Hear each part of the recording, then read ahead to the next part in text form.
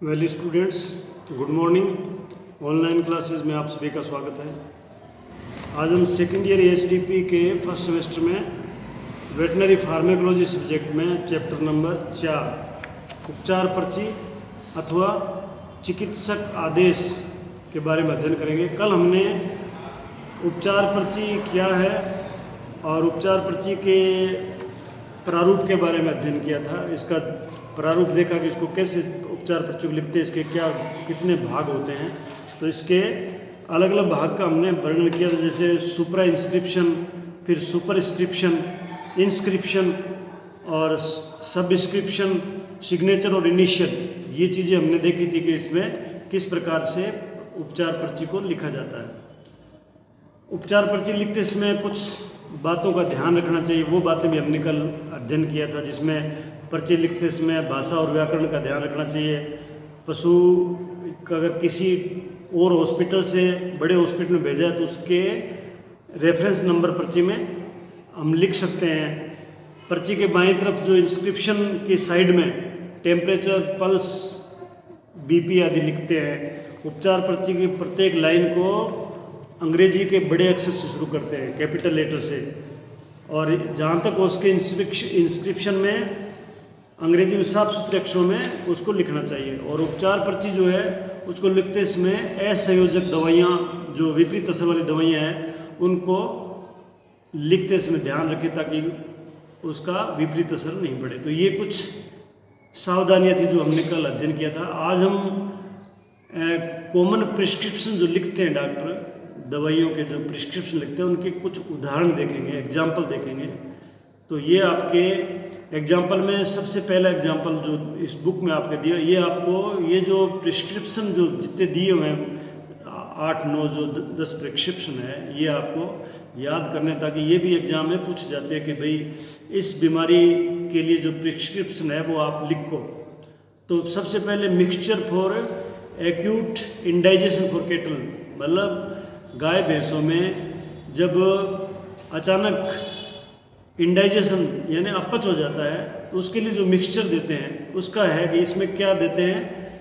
तो सबसे पहले RX का निशान है, RX का मतलब रेसिपी यानी गोड का सिंबल है। उसके बाद में लिखते हैं ऑयल टर्पेंटाइन, ये आपके पेज नंबर 20 पे दिया हुआ है, आप इसको देख के इसको याद करना। Oil turpentine 25 ml, spit ammonia aromatic, spit ammonia aromatic ये 45 ml है, और ऑयल लिंसीड ऑयल का तिल्ली का तेल है जो 500 ml लेते हैं। और इनको MFT मिक्सचर, मतलब MFT मिक्स का मतलब है मिक्सचर बनाना, और SIG का मतलब है, ये सिग का मतलब है आदेश है कंपाउंडर को कि इसको कैसे देना है, यानी गिव एट वंस केयरफुली, सावधानी से एक साथ उसको एकदम से देना है, ओरली देना है। सेकंड मिक्सचर है for simple indigestion for kettle, पशु को भूख नहीं लगती है, सिंपल इंडाइजेशन से बोलते हैं, उसके लिए मिक्सचर है वो है मैग्नीशियम सल्फेट 250 ग्राम, सोडियम क्लोराइड ये खाने वाला नमक है ये 130 ग्राम है, और पल्व जिंजर यानी सौंठ का पाउडर ये 30 ग्राम, सोडियम बाइकार्बोनेट 30 ग्राम। इसको हम यूँ भी लिख सकते हैं, पल्व जिंजर और सोडियम बाइकार्बोनेट AA ग्राम 30, यानी दोनों 30-30 ग्राम होते हैं, ऐसे भी लिख सकते हैं। वाटर जो है, पानी जो 600 ml, ये वाटर क्या है इसमें, वाटर इसमें मीडियम है जिससे हम ये दवाई देते हैं, मीडियम है जिसको बोलते हैं व्हीकल। और MFT होस्ट का मतलब है इसको तैयार करना, और सिग्नेचर गिव इमीडिएटली उसको देना है।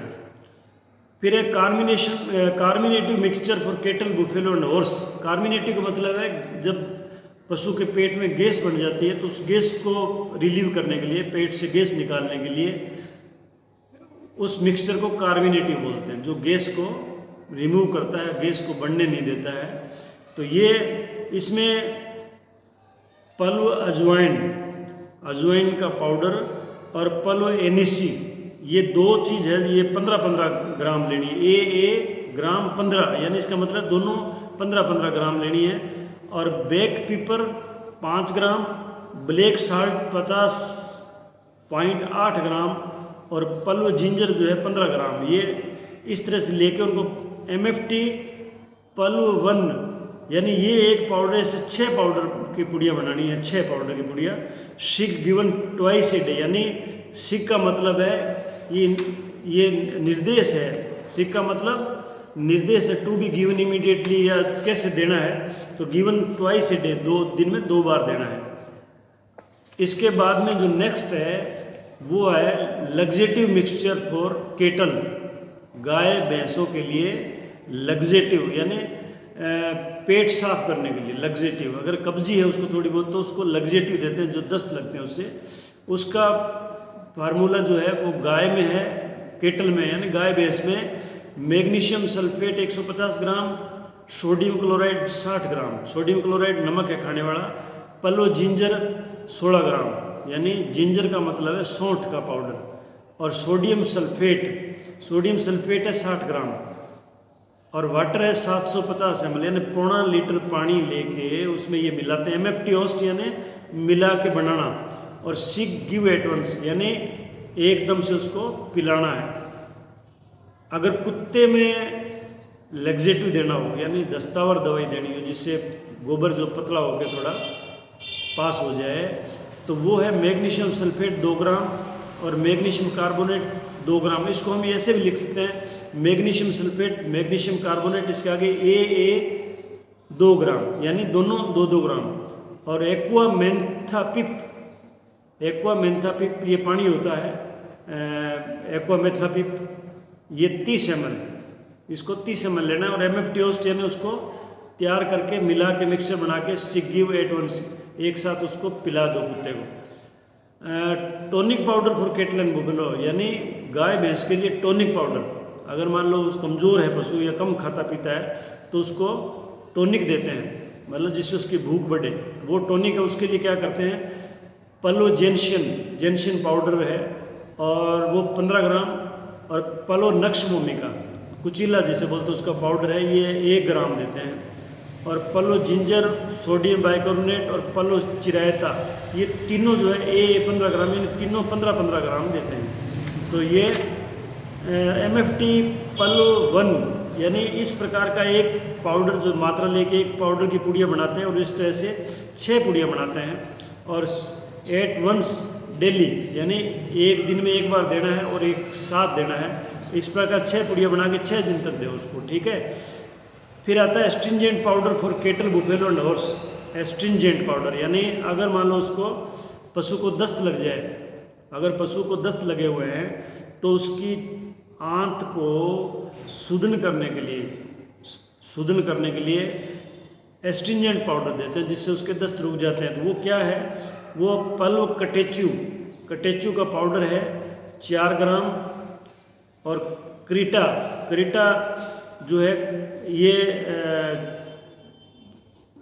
एक प्रकार का पाउडर है क्रीटा, ये 15 ग्राम, और केओलिन भी पाउडर है, चिकनी मिट्टी टाइप होता है केओलिन, ये है 10 ग्राम। पल्व ओपियम है, अमल होता है, उसका पाउडर है 4 ग्राम।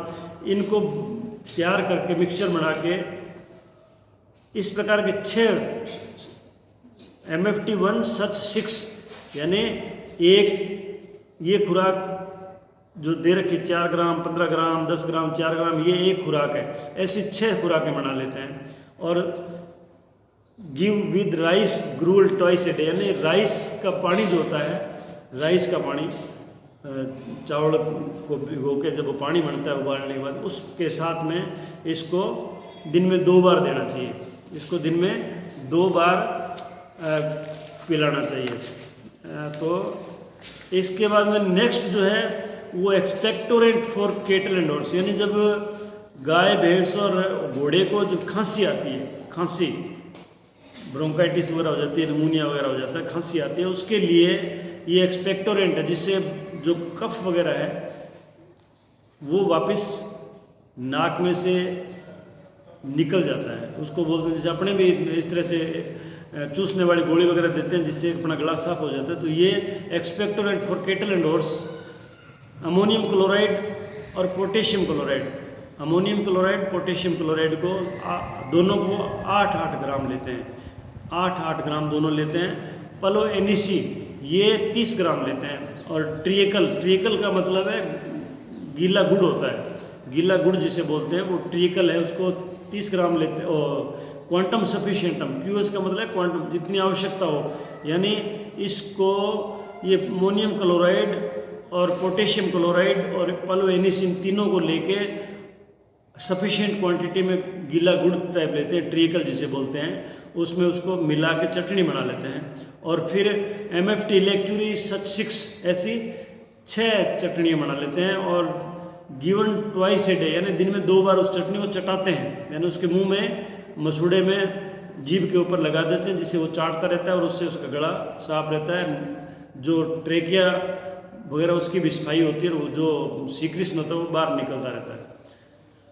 एक होता है diuretic mixture for cattle buffalo and horse, गाय भैंस और घोड़े में डायूरेटिक मिक्सचर, यानी पेशाब अगर कम बनता है या कम करता है पेशाब उसका रुक जाता है, थोड़ा कम करता है मात्रा में, तो डायूरेटिक जो पेशाब को मात्रा को बढ़ा देता है, पेशाब की फ्रीक्वेंसी बढ़ जाती है, उसको डायूरेटिक बोलते हैं।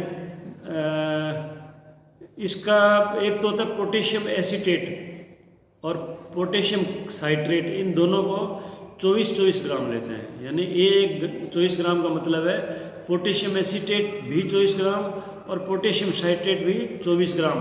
और टिंचर बेलाडोना और टिंचर हायोसियामिन, ये टिंचर है दोनों, लिक्विड है दोनों, इनको 20-20 ml लेते हैं दोनों को। 20 ml का मतलब दोनों को 20-20 ml लेते हैं। और पानी लेते हैं 400 ml, 400 ml पानी लेके इन सबको मिक्सचर बना लेते हैं। एक मिक्सचर बना लिया और given in 2 divided doses daily, यानी इसको एक डोज बन गई है, उसको 2 में डिवाइड कर लेते हैं और उसको डेली देते हैं। डिवाइडेड डोज 2 में डेली देते हैं उसको, एक सुबह एक शाम को ऐसे दे के 2 बार देते हैं। तो ये जो है कुछ पर्ची के अंदर जो अपने प्रिस्क्रिप्शन लिखते हैं, दवाई लिखते हैं डॉक्टर, वो उसके नमूने हैं कुछ बीमारियों के, भाई उनमें क्या क्या दवाइयाँ कैसे कैसे देते हैं। उसमें आपको MFT का मतलब समझ में आ गया, इलेक्चुरी का मतलब आ गया, PLUV का मतलब पाउडर होता है, और AA का मतलब है दोनों की बराबर मात्रा में 12 ग्राम है, दोनों 12-12 ग्राम। और SIG का मतलब, सिक का मतलब उसको आदेश होता है कि दवाई को कैसे देना है, दिन में 2 बार देना है, 3 बार देना है, एकदम देना है। इलेक्चुरी का मतलब है चटनी है जो चटाने काम आती है। तो ये प्रिस्क्रिप्शन राइटिंग के कुछ नमूने थे। ये लगभग 8 नमूने हैं जो आपको याद करने हैं, क्योंकि इनमें से एग्ज़ाम में पूछा जाता है। फिर आपको प्रिस्क्रिप्शन पर्ची किसे कहते हैं, इसके कितने भाग होते हैं। जो पर्ची लिखता है डॉक्टर, दवा की पर्ची, जिसको प्रिस्क्रिप्शन स्लिप बोलते हैं, वो किसको बोलते हैं ये आपको भली प्रकार से पहले बताया जा चुका है। अब इसके भाग कितने होते हैं, इसके भाग जो है एक अभी मैंने आपको रिपीट किया था कि कितने भाग होते हैं। सब्सक्रिप्शन, इंस्क्रिप्शन, सुपरास्क्रिप्शन, इनिशियल, सिग्नेचर, ये क्या है, यानी निम्न को इनमें परिभाषाएं पूछी जा सकती है आपको, जैसे सुपरस्क्रिप्शन क्या होता है, इंस्क्रिप्शन क्या है, सिग्नेचर क्या है, और मेन भाग जो है वो क्या होता है। तो इस तरह से आपको याद करना है। तो ये आपका चैप्टर नंबर 4 जो है प्रिस्क्रिप्शन राइटिंग या दवा पर्ची लिखने का जो तरीका है, वो आपको ये लेक्चर कंप्लीट हो गया। आज इसको इसी प्रकार से याद करें। नेक्स्ट चैप्टर जो है वो औषधियों का संयोजन है, यानी कंपाउंडिंग एंड डिस्पेंसिंग। औषधियाँ जब देते हैं पशु को, बीमार पशु को जब औषधि देते हैं तो उसको किस प्रकार से उसका कंपोजिशन बनाते हैं, पाउडर को कैसे मिलाते हैं, फिर उनको कैसे डिस्पेंस करते हैं आगे, मतलब पशु को देने के लिए मालिक को कैसे देते हैं।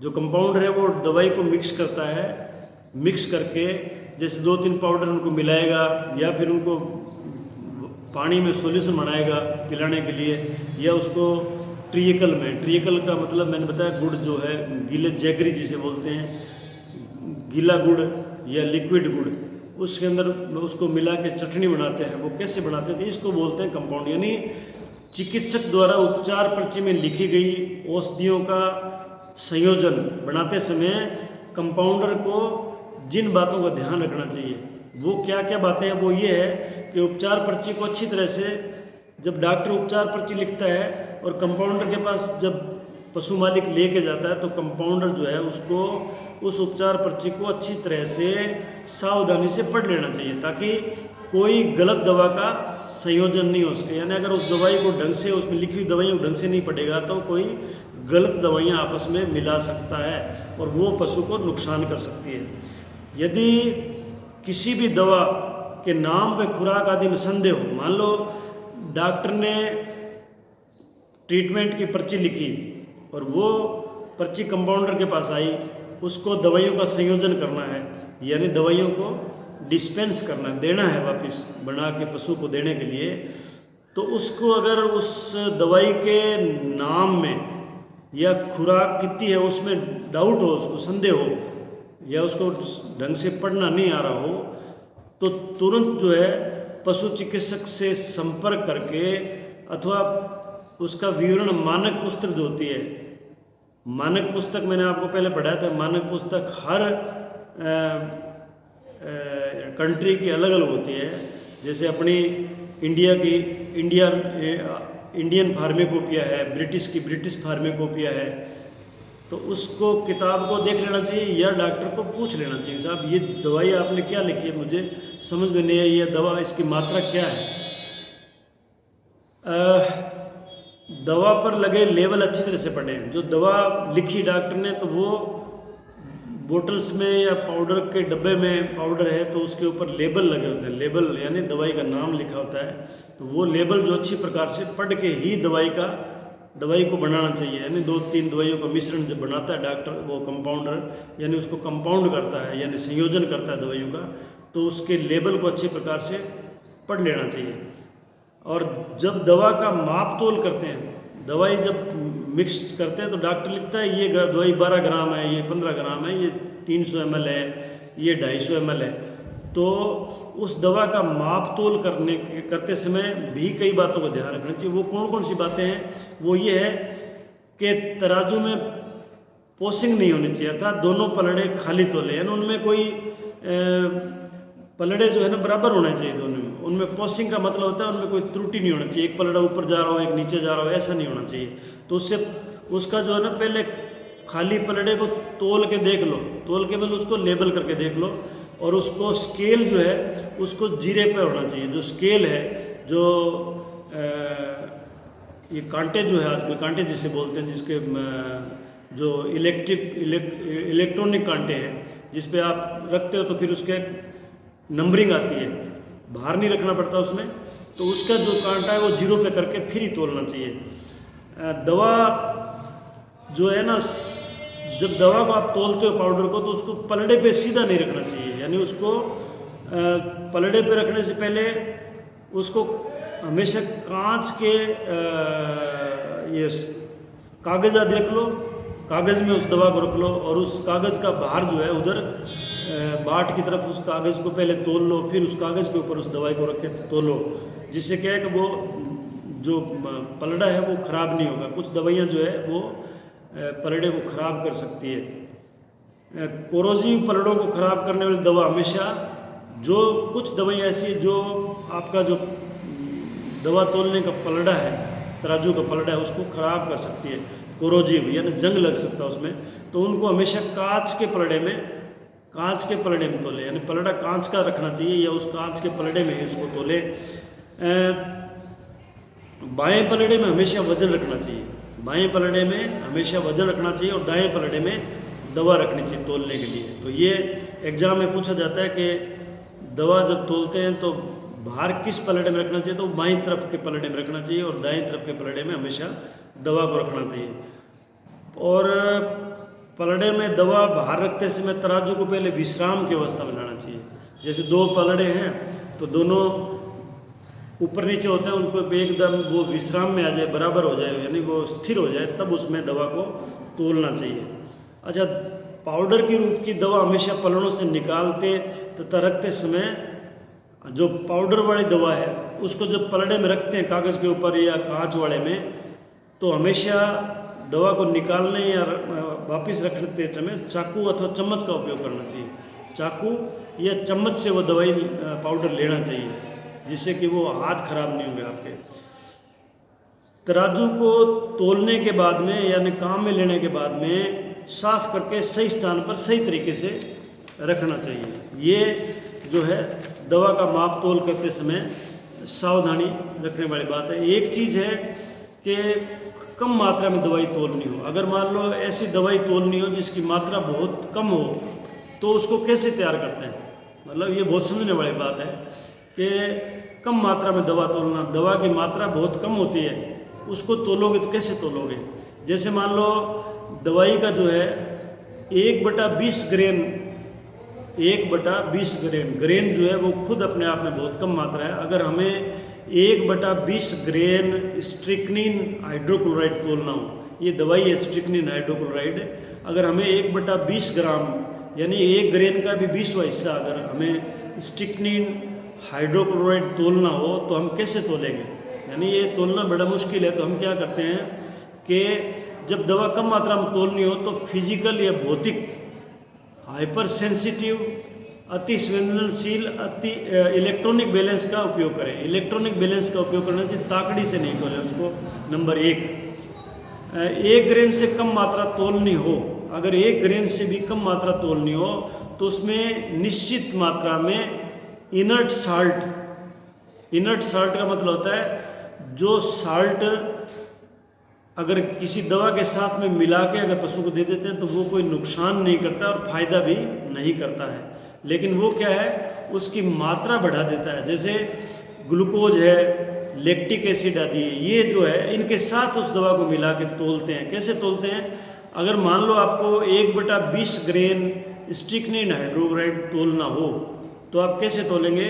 आप 1/20 ग्राम स्ट्रिक्निन हाइड्रोक्लोराइड तो ले नहीं सकते, लेकिन आप क्या है 1 ग्रेन स्ट्रिक्निन हाइड्रोक्लोराइड को ले लें। 1 ग्रेन स्ट्रिक्निन हाइड्रोक्लोराइड आप तोल सकते हो, वो 1 ग्रेन ले लें और 19 ग्रेन जो है उसमें कैल्शियम लैक्टेट तोल लें। 1 ग्रेन तोल लिया स्ट्रिक्निन हाइड्रोक्लोराइड और 19 ग्रेन तोल लिया कैल्शियम लैक्टेट जो पाउडर है। ये पाउडर जो है इनर्ट साल्ट है, यानी ये कोई नुकसान नहीं करता पशु को अगर इसको दे दो तो। फिर हम क्या करते हैं, दोनों को मिला लेते हैं। 1 ग्राम स्ट्रिक्निन हाइड्रोक्लोराइड जिसको हम तोल सकते हैं, 1 ग्रेन को हम तोल सकते हैं आसानी से। 1 ग्रेन वो ले लिया, 19 ग्रेन हमने इनर्ट साल्ट जैसे कैल्शियम लैक्टेट है उसको ले लिया और दोनों को मिक्स कर लिया। तो ये हमारे पास में 20 ग्राम भार हो गया, 20 ग्रेन भार हो गया दोनों। 1 ग्रेन और 19 ग्रेन मिलके कितना हो गया, 20 ग्रेन हो गया। अब हम क्या करते हैं, उस 20 ग्रेन के हम जो है 20 पार्ट बना लेते हैं, या एक ग्रेन की 1 ग्रेन दोनों को मिक्स कर लेते हैं। फिर 1 ग्रेन के 20 उसके हिस्से बना लेते हैं 1 ग्रेन के। तो 1 ग्रेन जो पाउडर हमारे पास आएगा उसमें 1/20 ग्रेन जो है वो स्ट्रिक्निन हाइड्रोक्लोराइड होगा। तो हम 1/20 ग्रेन स्ट्रिक्निन हाइड्रोक्लोराइड को इस प्रकार से तोल सकते हैं। तो ये जो चीज़ मैंने आप बताई ये बिल्कुल ध्यान रखने वाली बात है। ये एग्जाम में हमेशा पूछा जाता है कि कम मात्रा में दवा तोलने के लिए आप क्या करोगे, तो हमें इनर्ट साल्ट का यूज़ करना है। अब माप जो है, जब हम माप करते हैं तो बोतल पर लेबल जो है उसके ऊपर के सिरे पे लगाना चाहिए। लेबल लगाते हैं माप के बाद में, बोतल जो है उसके ऊपर माप लेबल लगाते हैं तो उसको ऊपर के सिरे पे लेबल लगाना चाहिए। बोतल के कारक पर यदि दवा के बूंदे लगी हो, जो दवा की बोतल है उस पर कारक होता है, उस पर अगर दवा की बूंदें लगी हो तो उसको पोंछ लेना चाहिए, साफ कर देना चाहिए। जहाँ तक वो गिलास के माप काम में लें, मापने के लिए जो है लिक्विड को मापते हैं तो वो गिलास के यानी गिलास जो होता है, कांच जिसे बोलते हैं गिलास, उसको ही माप के लिए काम में लेना चाहिए। अच्छा, एक तरल दवा के ऊपर दूसरी दवा नहीं मापें। अगर आपने एक लिक्विड दवा किसी माप से मापी है, गिलास के माप से, तो उसी टाइम दूसरी दवा उसके अंदर डाल के नहीं मापनी चाहिए। उसको पहले साफ़ करो या दूसरा माप ले लो ताकि दोनों में वो दवाइयाँ आपस में मिले नहीं। एक तरह दवा दूसरी दवा नहीं मापें, कभी भी दवा का सब्स्टिट्यूट नहीं देवे, दवा जो मिलती जुलती दवाई नहीं देवे कभी भी, कि ये दवाई नहीं जिससे मिलती जुलती ये दे दे, ऐसा नहीं है। कभी भी दवा का सब्स्टिट्यूट या मिलती जुलती दवा नहीं देवे। यदि दवा पॉइजन है, अगर वो दवा विषैली है तो उसके ऊपर लाल लेबल लगा दें अथवा लाल अक्षर से नाम व माप और खुराक लिख दें उसकी बोतल के ऊपर। अगर वो दवा विषैली है, कई प्रकार विषैले होते हैं जैसे नक्श भूमिका वगैरह विषैले होते हैं, तो अगर उनका वो बोतल हो तो उसके ऊपर रेड कलर का लेबल लगा दें या लाल कलर से लाल स्याही से उसके ऊपर नाम और उसकी डोज वगैरह लिख दें। और इसी पेज पे आपके जो है 24 नंबर पेज पे कुछ ये दवा मिलाने वाले इंस्ट्रूमेंट दिए हुए हैं, जिसमें ऑइंटमेंट स्लेब है और स्पेचुला है। ये नंबर 1 में ऑइंटमेंट स्लेब सिल्ली है और स्पेचुला एक प्रकार का जो अपने घरों में चाकू होता है छुरिया टाइप वैसा है, जो उसको दवाई को मिक्स करता है स्लेब पे। दूसरा दवा की पूड़ी बनाने का तरीका, तो ये पूड़ी बनाने का तरीका जो है ये दवा का कैसे बनाते हैं, ये आप जब आपका क्लास लगेगी तो आपको प्रैक्टिकल में समझाऊंगा मैं। ऐसे आपके यहाँ अगर मैं बताऊंगा तो समझ में नहीं आएगा।